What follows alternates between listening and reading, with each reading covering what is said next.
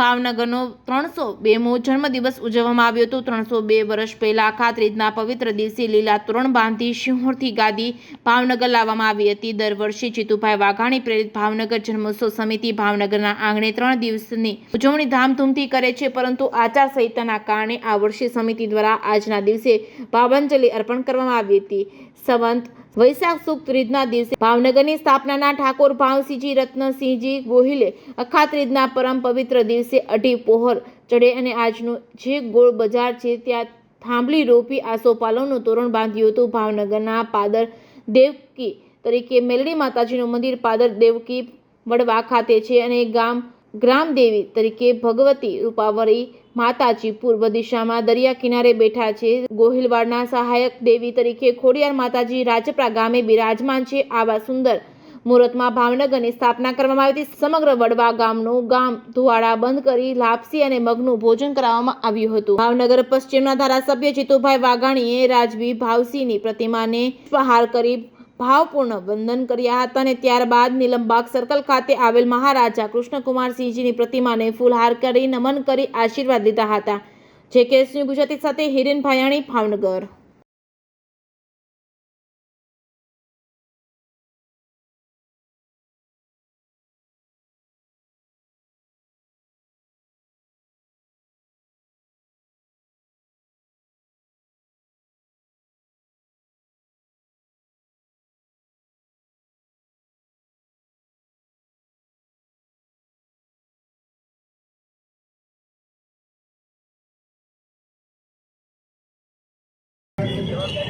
ભાવનગરના જન્મદિવસ નિમિત્તે આજે સૌ ભાવેણાવાસીઓને ખૂબ ખૂબ શુભકામનાઓ પાઠવું છું।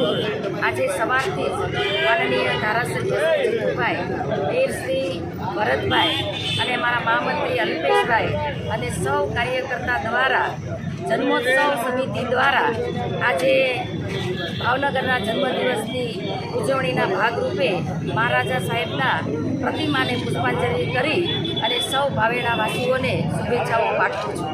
ઓકે, ભાવિ સાંસદ અને લાડીલા અમારા નીમુબેન વિશેષ ઉપસ્થિતિમાં માનનીય મેયરશ્રીના અધ્યક્ષસ્થાને ભાવેણા જન્મોત્સવ સમિતિ અને અમારી સૌ ટીમ દ્વારા, જેની સાથે વર્ષોથી હું જોડાયેલો છું, આજે સતત 8મું વર્ષ છે।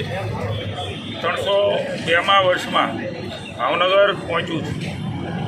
સમગ્ર ભારતની અંદર આ પ્રકારે વિશેષ ઉજવણી જે કદાચ ભાવનગર સિવાય કાંઈ થતી નથી, આપણા સૌ માટે આનંદની વાત છે।